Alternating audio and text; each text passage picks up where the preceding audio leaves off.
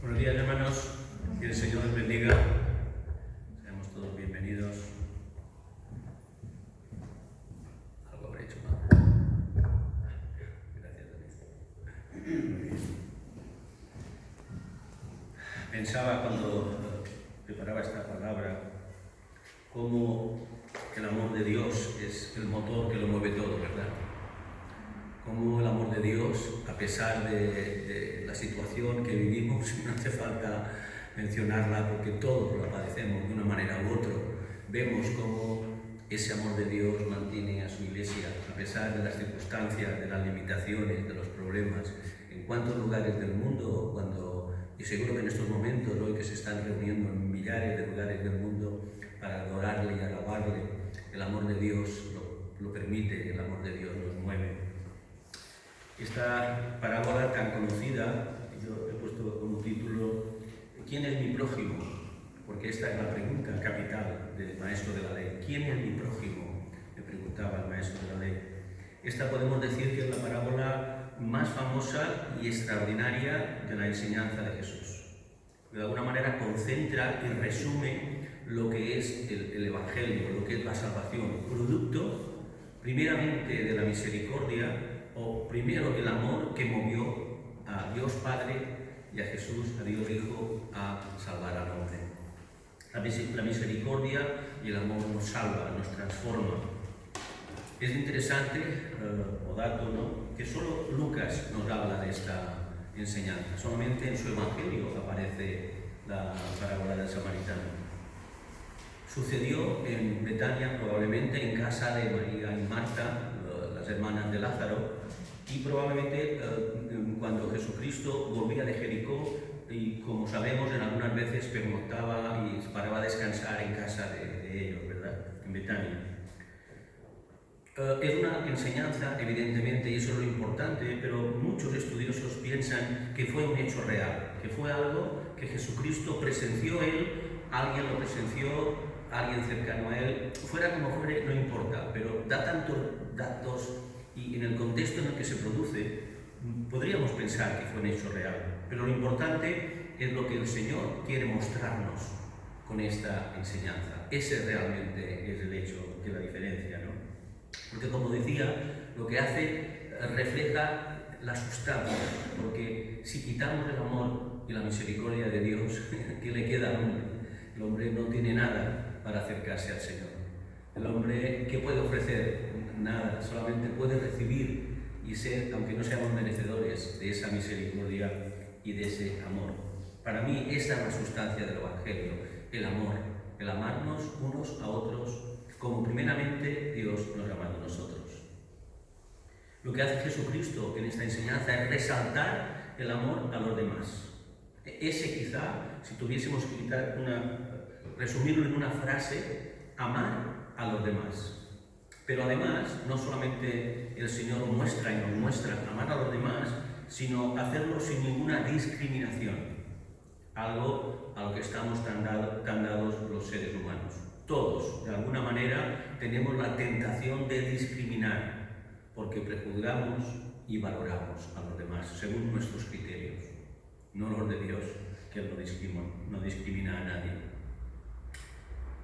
Son prejuicios y discriminaciones tan fuertes que levantan barreras, pero Jesucristo, precisamente, como veía que su propio pueblo se había rodeado de murallas, de barreras que le separaban de los demás, ¿no?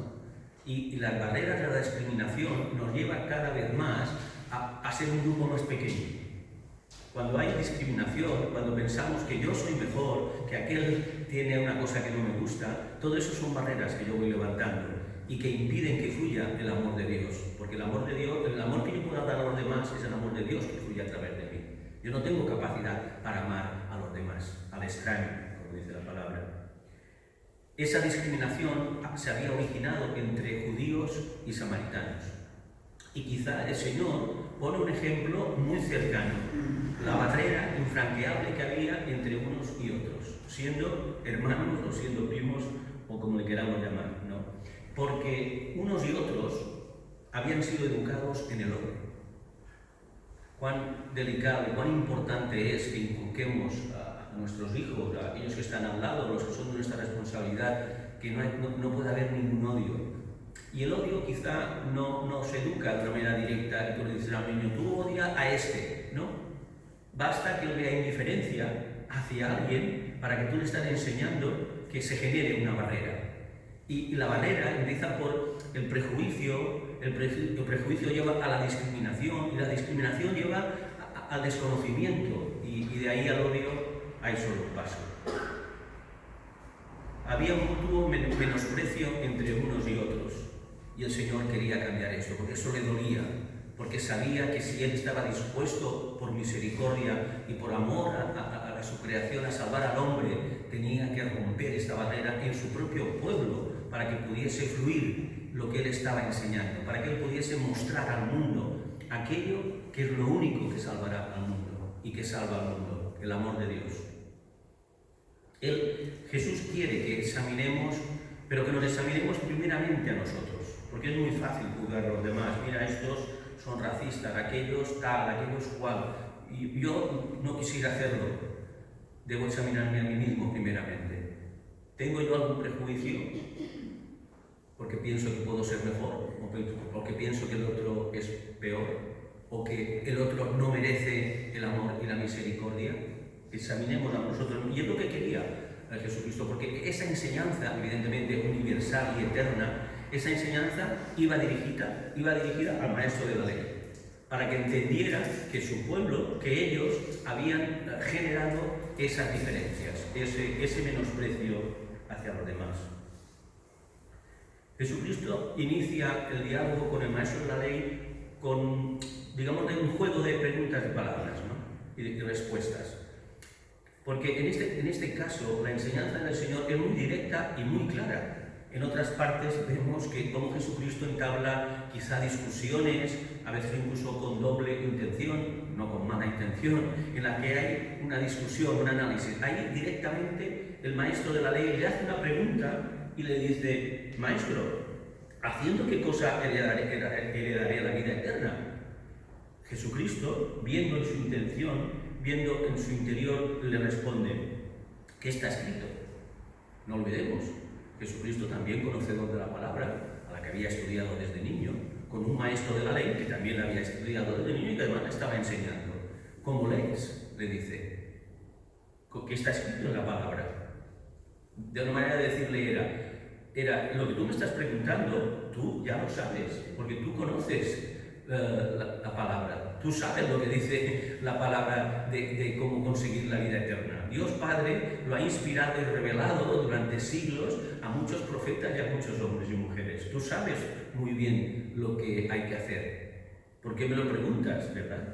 Y ahí el Señor inicia esa enseñanza, ese ejemplo, esa historia en la que muestra cómo es realmente, cómo hay que interpretar la palabra de Dios. Porque ese maestro de la ley conocía la palabra de Dios, pero ¿cómo la leía? Le preguntaba a Jesucristo. Y yo me pregunto a mí mismo también, ¿cómo interpreto yo la palabra?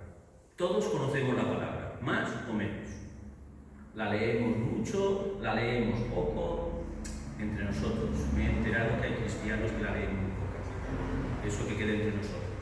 Todos deberíamos leer la palabra y a fondo. Una de las cosas que conservo de mis primeros maestros, 25 años atrás, me convertí ya de mayor, fue alguien que me enseñó un método de lectura, que lo sigo teniendo, y es leer la Biblia tres capítulos cada día, o sea, leerla en un año. Hay muchos métodos de distinta manera, pero hay métodos para leer la palabra en un año. Claro, la lectura no tiene que ser algo automático, porque si no me puedo convertir en el maestro de la ley, que conocía la palabra desde el principio al fin, pero no la interpretaba correctamente. El tanto no es tanto lo que yo conozco la palabra, sino cómo interpreto la palabra, cómo aplico la palabra a mi vida. Ese es el fin de la cuestión. Y el Señor Jesucristo se lo pide. ¿Cómo lees? Es una manera de decir, me preguntas esto, conoces la palabra, pero ¿qué interpretación haces de la palabra? ¿Y qué interpretación hago yo de la palabra? ¿Y qué interpretación hacen ustedes de la palabra? Hay una precisa descripción en este pasaje, como siempre les invito a que lo lean en profundidad, antes y después, porque a veces fuera de su contexto no tienes una visión completa del pasaje. Vemos que se dan detalles que evidentemente para un judío eran muy obvios, ¿no? Porque los que escuchaban esa enseñanza, la mayoría debían ser judíos, claro está. Y vemos cómo el Señor da detalles, pero algunos no los da porque son implícitos. Nos habla de un camino que descendía de Jerusalén a Jericó. Nos habla también de que ese camino, si se fijan ustedes, investigan un poquito, verán que había casi 1200 kilómetros de desnivel. O sea que era un camino que descendía todo el tiempo, que era un camino difícil porque había muchos recovecos, acantilados, había muchas rocas, muchos escondrijos, y aunque era un camino relativamente bien transitado, era peligroso. Se producían muchos robos y muchas situaciones. Por eso digo que los que escuchaban la enseñanza de Jesús conocían lo que el Señor estaba explicando, ¿no? Porque el Señor quería crear un clímax, un ambiente para que ellos se fueran haciendo la idea de lo que estaba sucediendo. Es importante, ¿no? Y nosotros también deberíamos, ante la necesidad, plantearnos cuál es la razón de esa necesidad, cuál es la situación del que está necesitado. Esa parábola tiene tres aspectos. Una es ese descenso que les decía, otra es la necesidad, en lo que el Señor muestra en definitiva. El Señor lo que muestra en esta parábola es la necesidad de un hombre herido y la necesidad que pueda tener hoy la raza humana, que es mucha. Y también nos muestra la misericordia, cómo la misericordia, solo la misericordia salvaría a este hombre y cómo solo la misericordia nos puede salvar a nosotros. En ese descenso que el Señor les enseñaba, les iba describiendo la situación, Jesús quería que se acercaran a la necesidad, porque ese es el motivo, esa es lo que tiene que movernos al que necesita. El que necesita que nos acerquemos, valga la redundancia. Normalmente el que necesita puede que nos pida, pero nosotros tenemos que acercarnos a la necesidad.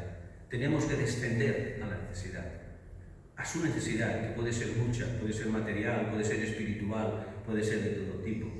Porque lo que enseña Jesucristo es, al decirle cómo lees, lo que quiere el Señor es que aprendamos la práctica del Evangelio, no la teoría, porque la teoría, todos aquellos que leemos, la podemos conocer, ¿verdad? Tampoco es tan extensa. Si uno que se dedique un poco de tiempo puede llegar a leer el Nuevo Testamento con cierta facilidad. Pero el Señor quiere que demos un paso, y quería que dieran un paso, que pasaran de la teoría a la praxis, a la práctica. Y el creyente tiene que ser un hombre o una mujer que conozca la palabra y conozca la voluntad de Dios y tenga el Espíritu en él, pero que conozca la práctica de lo que es el Evangelio. El maestro de la ley quería justificarse, pero Jesucristo vio su intención. Porque cuando le dice, ¿haciendo qué cosa? Era de la vida eterna. Y sabemos que el Señor le contesta, que está escrito en la ley, ¿cómo lees? Pero él quería justificarse. Vio su intención, porque los judíos habían creado toda una serie de líneas divisorias. Ellos sabían que tenían que tener misericordia, ellos sabían que el Señor les había mostrado amor eterno y que ellos tenían que ser canales de ese amor.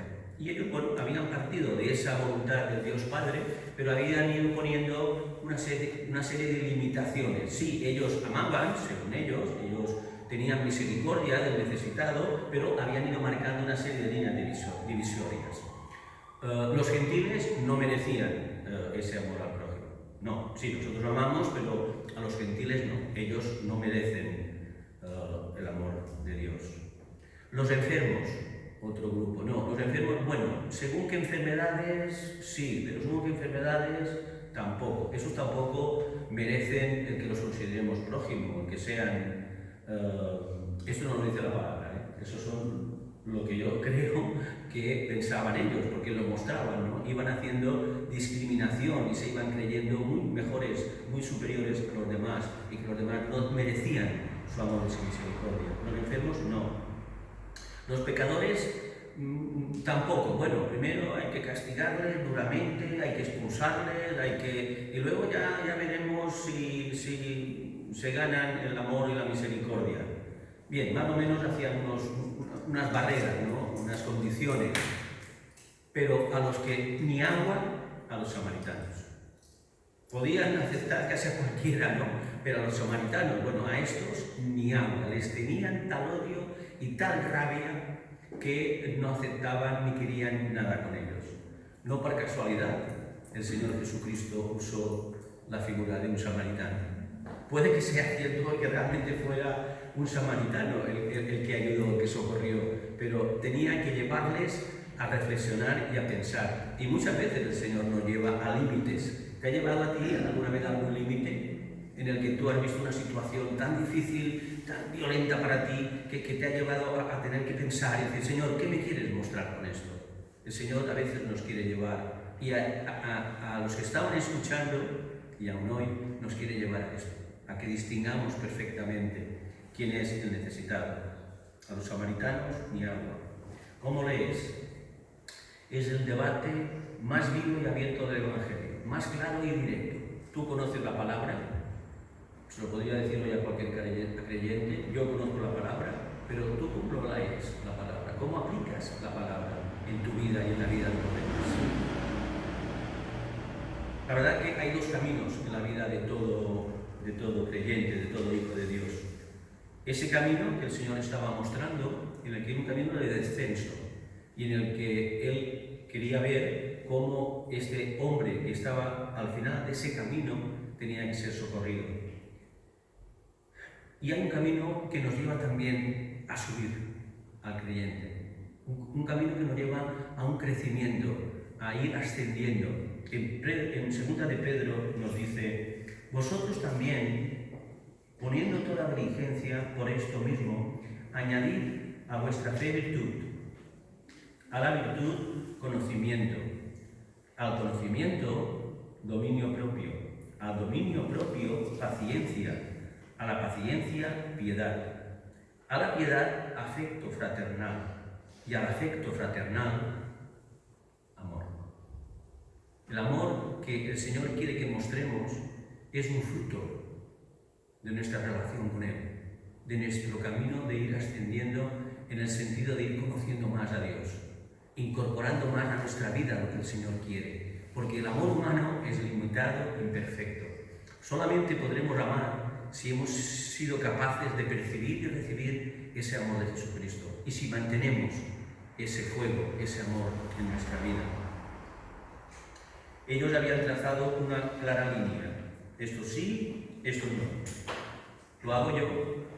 Tengo que confesar que sí, yo he tenido que vencer muchos prejuicios, muchos, y el Señor me ha mostrado que nadie es mejor que nadie. Independiente de quién seas, como seas, lo que tengas, lo que no tengas, nadie, ningún ser humano es mejor que nadie. Ningún ser humano es merecedor de la misericordia, pero Jesucristo quiso que lo fuera, y por eso dio su vida y derramó su sangre, para que todos, inmerecidamente, pudiésemos recibir ese amor y esa misericordia. El Señor quiso romper con esos prejuicios que le dolían en el corazón cuando veía cómo su pueblo despreciaba, menospreciaba, y tantos casos, porque en el Evangelio en muchas ocasiones veremos cómo el Señor rompía esos prejuicios, esa discriminación que había con los demás.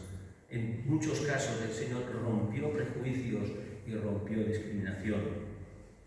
Un descenso de 28 kilómetros, difícil y peligroso.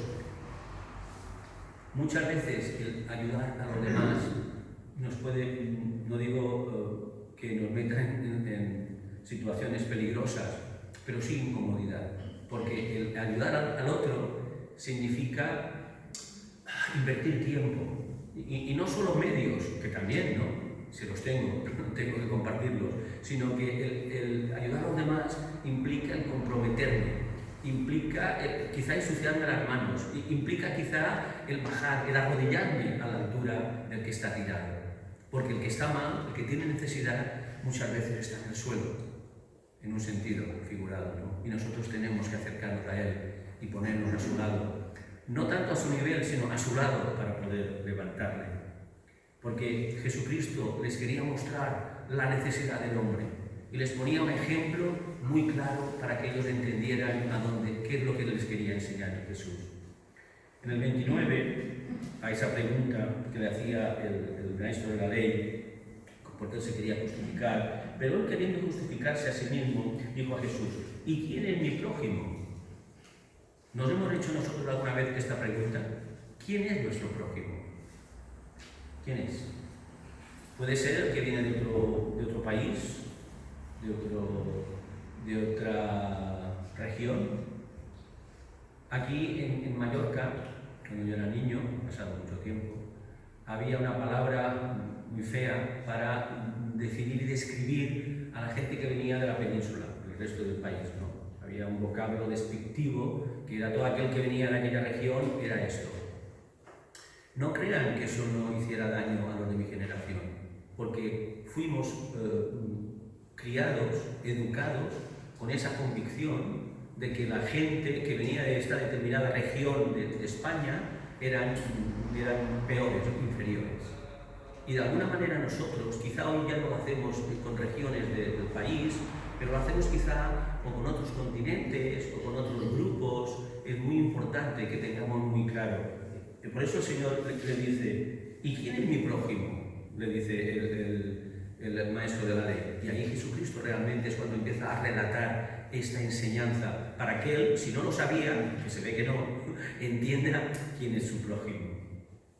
El prójimo es todo aquel que necesita ayuda. Jesucristo les dijo, y es cuando empieza la historia: un hombre descendía de Jerusalén a Jericó, y lo va describiendo, ¿no? Aquellos que estaban escuchando debieron empezar a oír las palabras del Señor y debieron ver: qué interesante. Un hombre descendía de Jerusalén hacia Jericó, y debieron pensar: a ver, ¿qué nos cuenta hoy el maestro? ¿Qué enseñanza nos quiere brindar? Ese hombre, tenemos que pensar que probablemente era judío. No lo dice exactamente el relato, pero por el contexto y por todo lo que sabemos tenía que ser, ¿no? Quizá rumbo a su casa, quizá había estado en la reunión que hubiese en Jerusalén en ese momento, o tratando otro tema. Eso no lo dice, y es tan importante, ¿no? Pero Jesús estaba explicando algo porque sabía que el hombre pasaba dificultades en general y que el hombre enfrentaría dificultades de todo tipo, antes, ahora y mientras el Señor no venga. El hombre enfrentará siempre dificultades. En cualquier época y en cualquier momento se encontrará. Nosotros, los de nuestra época, nos hemos encontrado con una pandemia. ¿Alguien de ustedes había vivido alguna pandemia? Servidor, no sé si ustedes la han vivido. Y será probablemente una situación que en la historia se contará, ¿no? De una situación difícil y grave. ¿A cuántas personas se imaginan, a cuántas personas el Jesucristo, en una expresión de amor y misericordia, ha enviado a alguien a estar con esta persona en esa situación? O cómo él mismo no ha tocado el corazón de esa persona enferma antes de que partiera con él. Que el hombre pasa dificultades. Jesucristo lo sabía y quería romper esas barreras, romper esa actitud, esa discriminación de considerarse mejores. Imagínense cómo las palabras de nuestro Señor Jesucristo supusieron un choque para los que estaban escuchando. Judíos probablemente los que estaban escuchando, quizá había algún otro que no lo era, probablemente eran casi todos judíos. De pronto el Señor va avanzando en una historia en la que aparecerá el que era su mayor enemigo. Imagínense el choque. Jesucristo quería darles una enseñanza eterna y que siguiera viva, tan viva como la enseñó en aquellos momentos. Y los que estaban escuchando iban a tener que romper sus esquemas mentales. ¿Has tenido tú en alguna ocasión que romper tus esquemas? Aquella educación que has recibido, el que alguien te haya inculcado que eras mejor, los de este país mejores que los de aquel país, o los de este barrio mejor que los del barrio. Tenemos esquemas mentales, producto de la educación.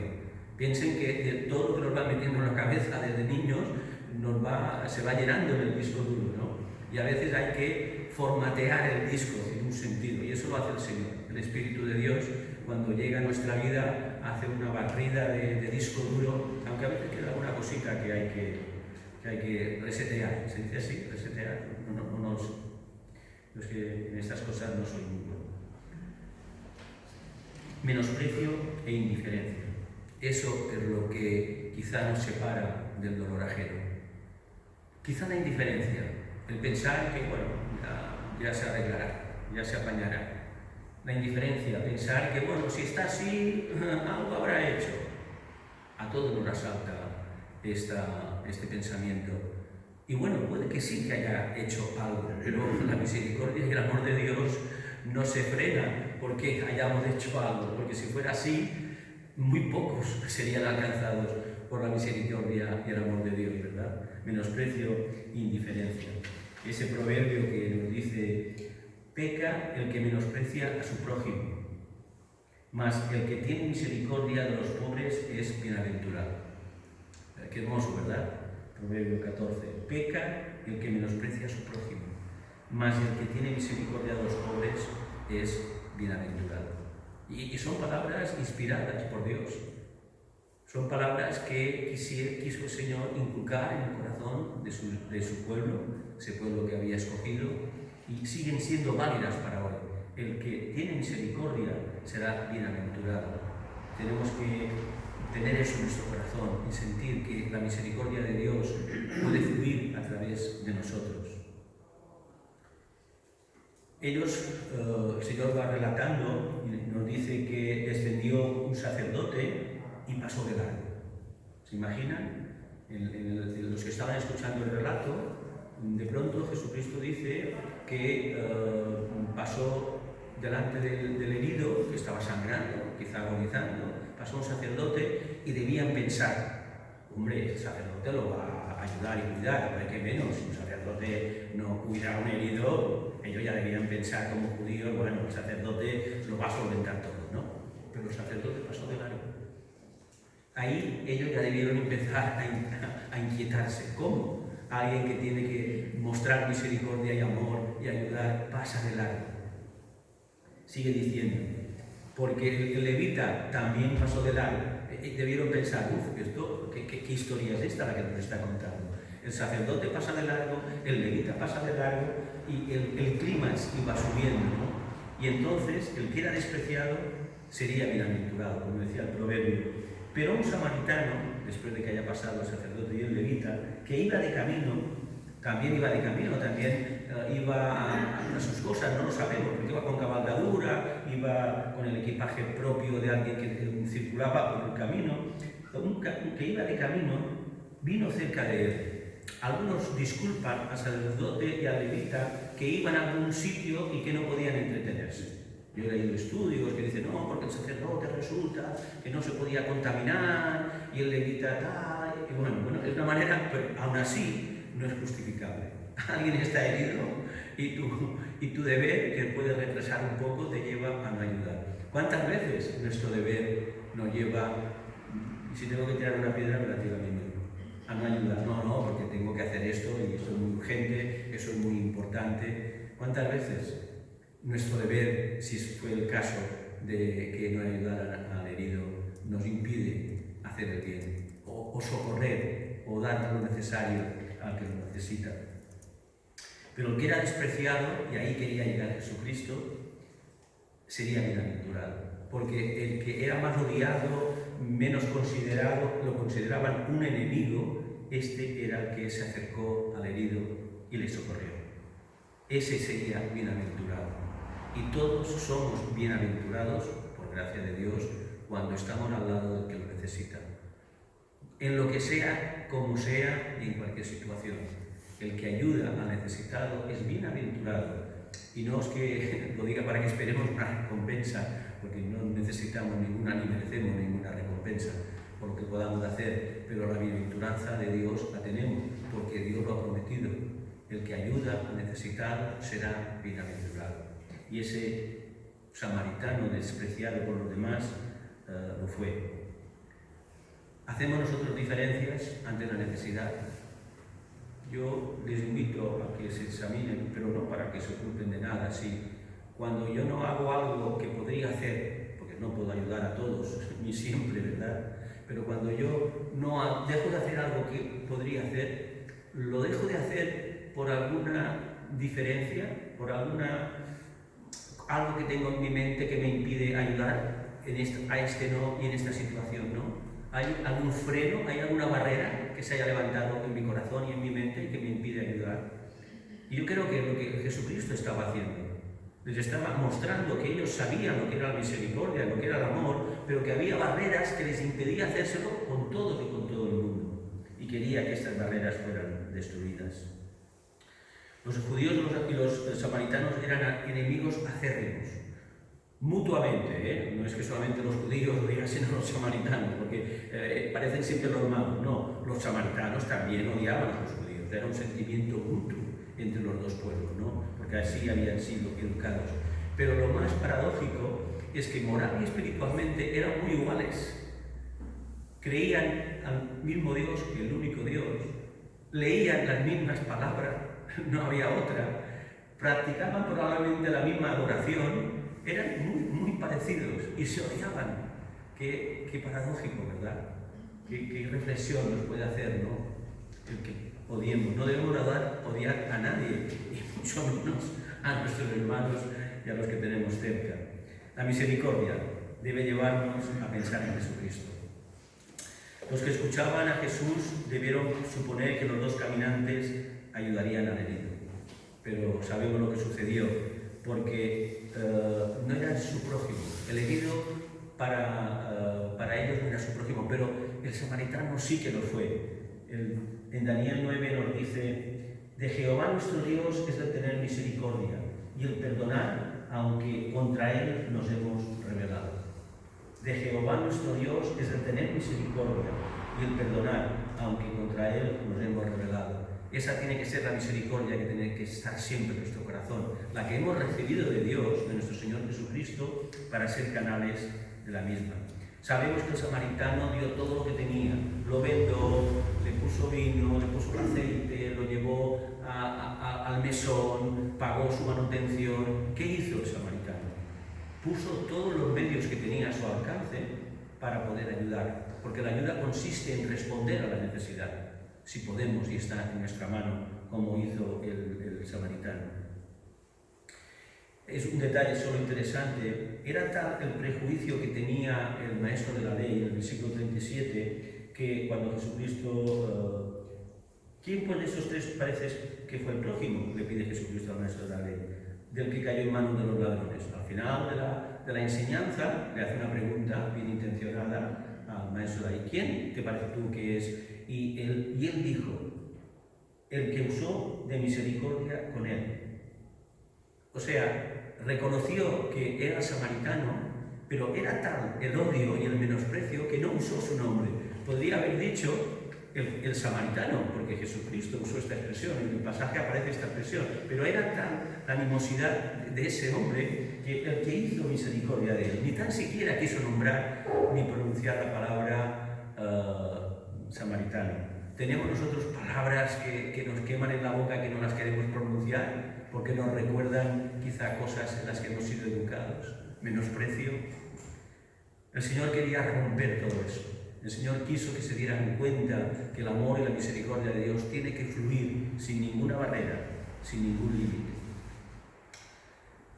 Y acabo con esto, si de verdad amamos a Jesucristo, Él nos pide que veamos en los demás, le veamos a Él. Esa es la única manera de poder amar a todos y poder ayudar a todos.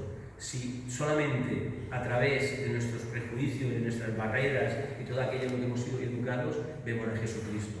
Jesucristo lo enseñó, porque en el pasaje de Mateo, cuando recuerdan el juicio a las naciones, hay unos versículos que muestran claramente lo que el Señor quiere enseñar. No los leo todos por cuestión de tiempo, porque es un poco largo, pero dicen, y lo conocerán, en Mateo 25, desde el 35, porque tuve hambre y me disteis de comer, tuve sed y me disteis de beber, fui forastero y me recogisteis, estuve desnudo y me cubristeis, enfermo y me visitasteis, en la cárcel y vinisteis a mí. Entonces los justos le responderán diciendo: Señor, ¿cuándo te vimos hambriento y te sustentamos, o sediento y te dimos de beber? ¿Y cuándo te vimos forastero y te recogimos, o desnudo y te cubrimos? ¿O cuándo te vimos enfermo o en la cárcel y venimos a ti? Y respondiendo el rey dirá: de cierto os digo que cuando lo hicisteis a uno de mis hermanos más pequeños, a mí me lo hicisteis. Y eso, y con ese pensamiento quiero dejarles en su corazón. Cuando veamos la necesidad, pensemos que el necesitado es Jesucristo. Jesucristo no necesita nada, pero Él mostró misericordia y Él mostró amor a todos aquellos que no lo merecíamos, y nosotros no podemos calificar o valorar si necesita o no necesita. Si vemos a Jesucristo en esta persona, entonces el Señor hará que fluya la misericordia y el amor. Que el Señor les bendiga.